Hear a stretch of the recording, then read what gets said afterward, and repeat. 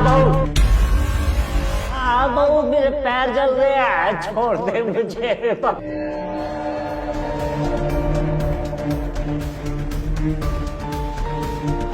बहू बैठ देना जरा।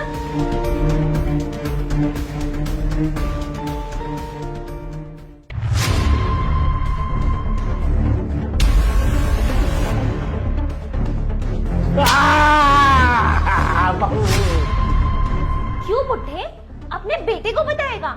क्या बताएगा? बोल बोलना बुड्ढे, क्या बताएगा अपने बेटे को? कि मैं तुझे टॉर्चर करती हूँ? पर अफसोस, जिन पैरों से तू अपने बेटे को बताने जाता ना, वो पैर तो तेरे अब रहेंगे ही नहीं।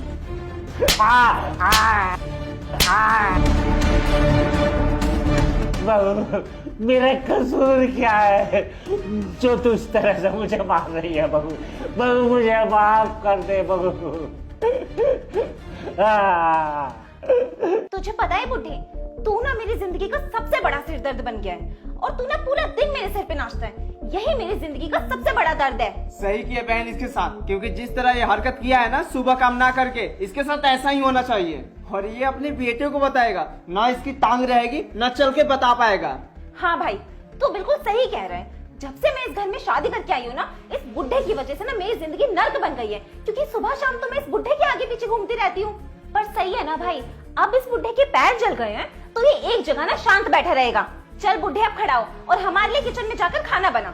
बहू, मैंने तेरा क्या बिगाड़ा है? छोड़ दे बहू, मुझे छोड़ दे, मुझे इतना परेशान मत कर। देख, तूने मेरे पैर भी जला दिए।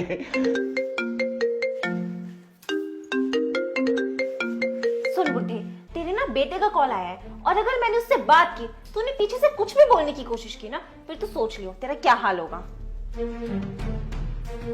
हेलो शिवानी, कैसी हो तुम? मैं तो ठीक हूँ जतिन। और पापा कैसे हैं? तुम उनका ख्याल ठीक से रख रही हो ना? पापा जी तो बिल्कुल ठीक है, एकदम आराम से रहते हैं। अब तो मुझे उनके पास छोड़कर गए हो तो मुझ पे भरोसा ही करते होगे ना।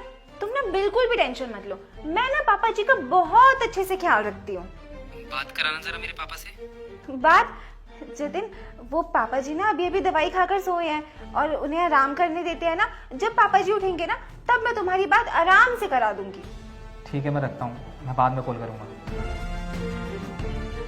अच्छा सुनो जतिन, वो पापा जी का ना ट्रीटमेंट होना है और तुम्हें तो बताइए पापा जी कितना बीमार पड़ते रहते हैं, उनकी दवाइयों का खर्चा अलग से है।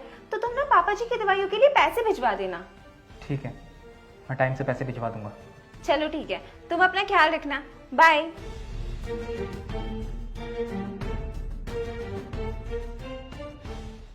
चल राहुल, हम अंदर चलते हैं। और तो सुन बुड्ढे, जल्दी से ना हम दोनों के लिए खाना बना दे और जब खाना रेडी हो जाए ना तो हमें बुला लियो।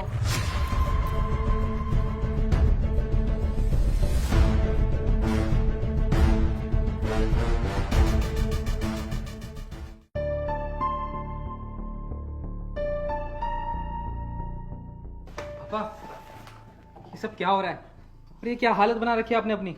बेटा, क्या बताऊं, तेरी बीबी और उसके बॉयफ्रेंड ने मिलकर मेरी ये हालत बना रखी है। बॉयफ्रेंड? कौन है उसका बॉयफ्रेंड? बेटा, वो तो मुझे पता नहीं, लेकिन 3-4 दिनों से शिवानी और उसका बॉयफ्रेंड मिलकर मुझ पर बहुत अत्याचार करते हैं। पापा, आपके साथ इतना अत्याचार होता रहा, आपने कॉल करके बताया क्यों नहीं? बेटा, तू तो वहां देश की सेवा कर रहा था और मैं ये बात बताकर तुझे टेंशन में नहीं डालना चाहता था। बेटा, उन लोगों ने मुझसे मेरा फोन भी छीन लिया। कोई बात नहीं पापा, हाँ मैं आ गया हूँ ना, अब आपको कोई हाथ नहीं लगाएगा। और इन लोगों को तो मैं सबक सिखा कर ही रहूंगा, इन्हें ये बता कर रहूंगा कि एक फौजी के बाप पर हाथ उठाने का नतीजा क्या होता है।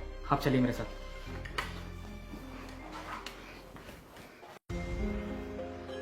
दीदी मुझे भूख लगा है, ये बुड्ढा अभी तक खाना लेके नहीं आया। क्या करूं भाई मैं, अभी तेरे सामने मैंने उस बुड्ढे को सीधे तरीके से समझाया था और उसके समझ भी नहीं आया। अब देख तू। ओए बुड्ढे, इधर आ।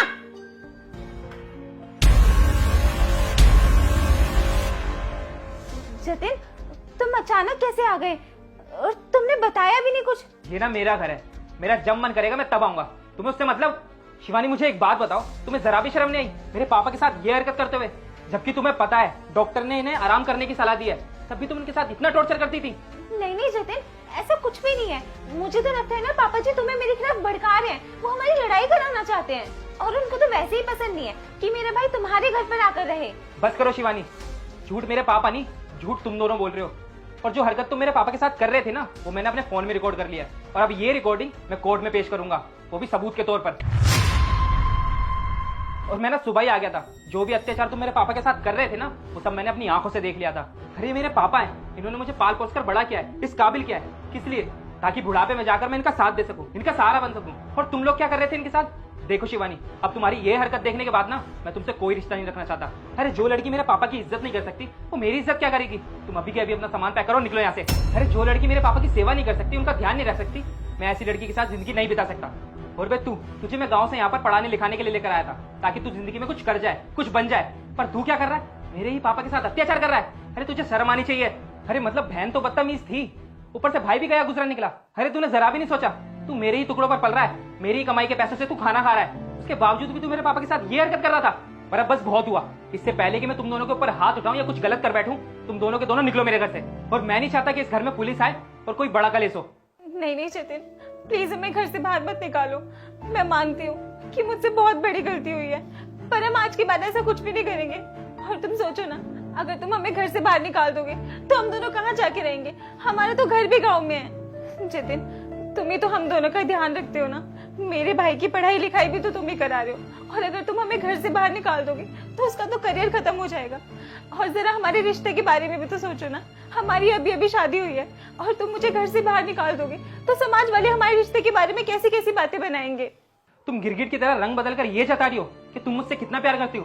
अरे जितना जरूरी मैं तुम्हारे लिए हूं ना, उससे कई ज्यादा जरूरी मेरे लिए मेरे पापा हैं। अरे मैंने तुमसे शादी इसलिए की थी ताकि मेरे पीठ पीछे तुम मेरे पापा का ख्याल रख सको, उनकी सेवा कर सको। और रही बात तुम्हें पालने की कि तुम कहाँ जाओगे कहाँ रहोगे, मुझे उससे कोई फर्क नहीं पड़ता। अगर तुम्हें मेरे पापा से कोई फर्क नहीं पड़ता ना, तो मुझे तुम दोनों से कोई फर्क नहीं पड़ता। तुम दोनों अभी के अभी अपना सामान पैक करो और निकलो मेरे घर से। प्लीज जीजा जी, हमें गाँव मत भेजिए।